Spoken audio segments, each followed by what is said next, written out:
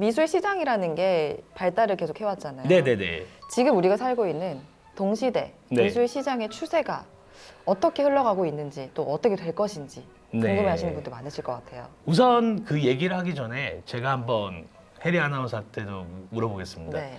혹시 반민초단, 민초단이라는 거 아십니까? 네. 알고 계시죠? 민트 초코를 먹는 사람과 네네. 절대 용납할 수 없다는 사람. 네네. 이 주제 자체가 네. 상당히 시사하는 게 엄청 많습니다. 뭐냐면 요즘 세대, 말 그대로 요즘 세대라는 우리 MZ로 불리는 세대들은 네. 말 그대로 인터넷에 익숙한 세대고요. 이 세대들이 이제 30대가 된 겁니다. 그러면 그 전에 있었던 인터넷이 없었던 아니면 인터넷이 보급되기 전에 분들은 말 그대로 도서관이라든지 그러니까 학문적인 부분을 상당히 좀 어렵게 접근을 했던 거죠. 그런데 인터넷이 발달됨으로써 이 정보 습득이라든지 이런 부분들이 발달됨으로써 또 다른 방향성으로 진화를 했다고 보시면 됩니다. 그거를 미술적인 용어 아니면 철학적인 용어에서 가장 핵심 키워드가 중심화에서 탈중심, 탈중앙화가 되는 이런 부분들이 생겼는데요. 네. 아까 초반에 말씀드렸던 이제 민초단, 반민초단 자체가 말 그대로 이데올로기적 이념이라든지 이런 게 전혀 없습니다. 그쵸. 말 그대로 이 자기가 좋아하는 이 단체들, 탈중앙화된 개인적인 사람들이 모여서 만든 하나의 모임이 되는 건데요. 웹 2.0에서 웹 3.0으로 가는 부분들이 있는데 이런 부분들과 맞닿아 있는 부분입니다. 그래서 탈중심, 그러니까 중심이 없이 각자의 영역들이 모여서 하나의 군을 형성하는 이런 걸 전문용어로 다오라고 하는데요. 네. 이 다오 형성이라든지 이런 부분들이 상당히 활발하게 나타나고 있는 겁니다. 그래서 콜라보레이션이라든지 이런 부분들이 상당히 중심적인 콜라보였는데 콜라보 역시도 아예 탈정형화된, 탈중앙화된 그런 콜라보들이 많이 나타나고 있는 겁니다. 이제는 뭐 하나의 형태가 아니라 기호도 굉장히 다양화되면서 네네. 미술도 그렇게 변화를 하겠네요. 네, 저는 미술이라는 부분에서 뭐가 가장 달라졌냐라고 하면 결국 매체거든요. 예전에는 매체라는 것이 이제 가장 앞선 매체가 미디어적인 매체, 그다음에 컴퓨터, 디지털적인 매체였지만 이 매체들을 통한 또 색다른 것들이 나오기 시작했는데요. 그게 바로 NFT라는 겁니다. 예, NFT는 이제 대체 불가 토큰이라는 네. 개념을 갖고 있고요. NFT 하나 자체가 고유한 하나의 영역이 되는 겁니다. 네. 마치 그림하고 똑같이 되는 거죠. 그래서 NFT는 정확하게 말하면 그림의 영역은 아니에요. 그러니까 모든 걸 포함할 수 있는 영역인데 그 중에 가장 쉽게 접근할 수 있어서 이제 미술 쪽에서 지금 많이 핫하게 떠오르고 있는 거죠. 최근에 뭐 미술 시장 하면은 어떤 아트 페어를 가도 NFT와 관련된 주제로 뭐 강의를 하시는 분들도 많으시고요. 그와 관련된 시장들이 정말 넓게 분포가 돼 있더라고요. 네, 뭐 뉴비아트에 나왔던 그 소개됐던 작가분들 지금 뭐 많이는 안 계시지만 네. 그분들도 지금 NFT에 다 뛰어들었습니다. 그래서 대부분 그 이지훈 작가 제일 처음 했던 네. 이지훈 작가, 뭐 이계특 작가 이런 작가들도 지금 NFT에 부산의 거의 1세대라고 보시면 되고요. 그래서 많은 관심들이 있다라는 거, 그게 가장 중요한 포인트인데 아마 이런 부분들도 이제 한 5년 안에는 정착이 될 수 있지 않을까 예상을 해봅니다. 이 미술 시장이 이제 새롭게 변화가 돼서 과거에는 정말 상상도 할 수 없었던 일들이 미래에 일어날 수가 있겠네요. 네, 그렇습니다. 어떤 방향으로 어떻게 갈지를 모르는 거죠. 아까 콜라보 얘기가 나왔는데요. 네. 예전에는 기업에서 하나의 이벤트를 자기들이 만들어서 거기에서 콜라보를 양산해내는 이런 방법들이 있었어요. 네. 그러니까 쉽게 말해서 회원권, 자기 대기업의 제품을 사거나 회원이 됐을 때 그걸 갖고 이렇게 뭔가 혜택을 주는 형식의 콜라보가 있었다면 요즘은 무작위 아무나 살 수 있지만 그 누구나 들어올 수 없다라는 개념을 드는 거죠. 우리 MZ 세대들이 말하는 그 갬성 혹은 뭐 갬성. 플렉스 네. 이런 부분들이 많이 녹아져 있는 거죠. 그래서 가장 핫한 성수의 그런 붐들이 많이 일어나고 그래서 많은 이제 미술 콜라보들이 많이 일어나는 거고요. 근데 이 콜라보 형태가 조금은 다른 방향이라는 거죠.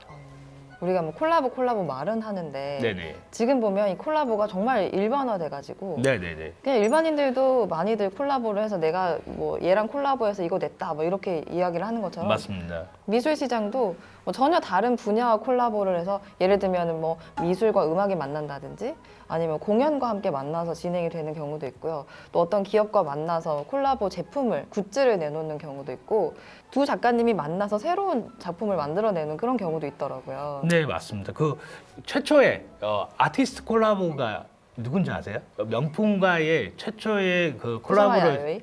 쿠사마 야유를 알고 계신데요. 네. 지금 부산 시립미술관에서 하고 있는 무라카미 타카시가 루이비통하고 최초로 맞아요. 네, 최초로 콜라보를 했었습니다. 네. 그래서 루이비통이 갖고 있던 그 우리 일명 똥색이라 그러죠. 그 시그니처를 가감하게 처음으로 벌였던 게 그 무라카미 타카시라는 그 작가와의 콜라보고 그때 이제 루이비통의 수석 디자이너가 있었어요. 마크 제이콥스라는 사람이었거든요. 네.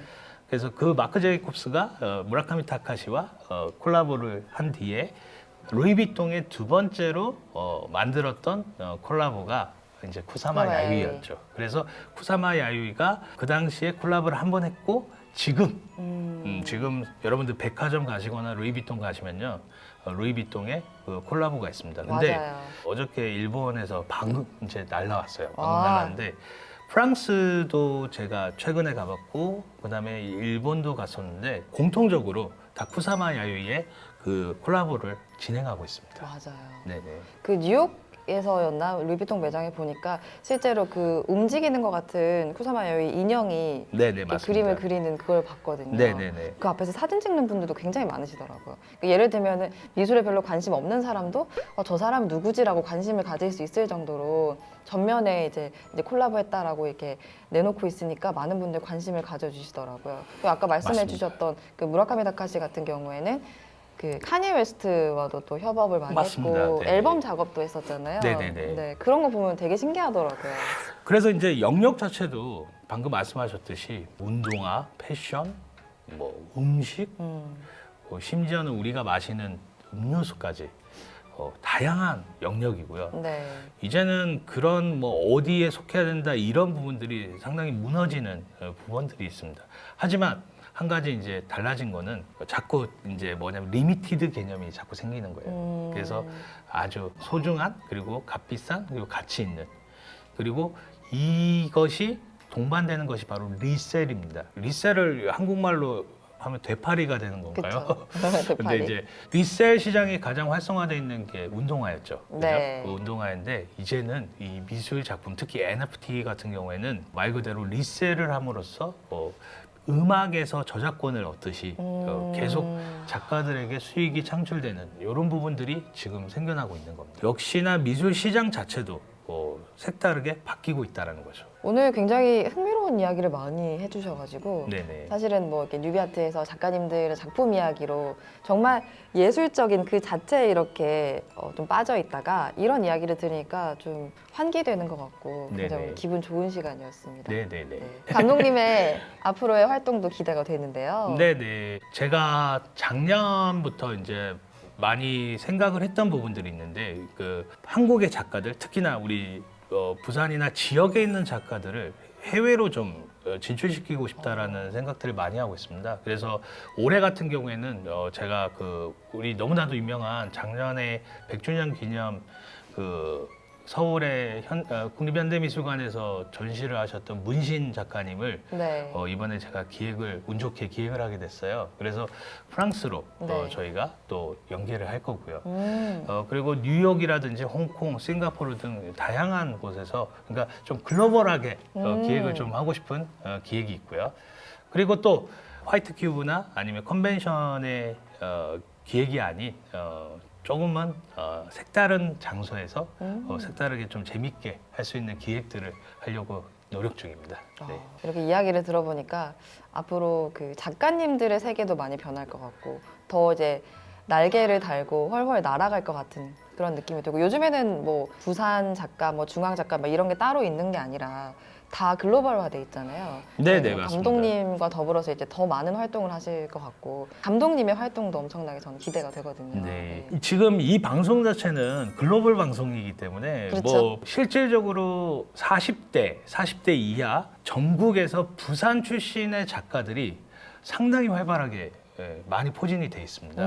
그래서 우리 부산이라는 곳이 상당히 경쟁력이 있다. 부산에 오시면 많은 작가들이 있으니 많은 교류들이 일어났으면 좋겠고요. 아까도 말씀하셨듯이 이제 부산, 서울, 대전, 대구 뭐 이게 무슨 없죠. 상관이 예. 있겠습니까? 그래서 오히려 해외로 도전하시는 그런 계기들이 됐으면 하는 바람이 있습니다. 이제는 이런 활발한 교류로 인해서 해외에서 우리나라 작가들이 더 많이 알아보고 또 더 많이 초대해주고 또 우리나라의 이름을 알릴 수 있는 그런 기회가 좀 많이 왔으면 좋겠다라는 생각이 듭니다. 네, 그러려면 이혜리 아나운서의 이런 방송, 네. 뮤비아트 같은 게 많이 생겨야 되고요. 구독과 좋아요 꼭 눌러주세요. 잊지 마세요, 여러분. 네, 오늘 김종원 감독님과 함께 즐거운 시간 보냈습니다. 정말 유익한 이야기 많이 해주셔가지고 저희도 도움이 많이 됐던 것 같습니다. 네. 앞으로의 활동도 기대를 한번 해보겠고요. 오늘 이 시간 감사합니다. 네, 고맙습니다.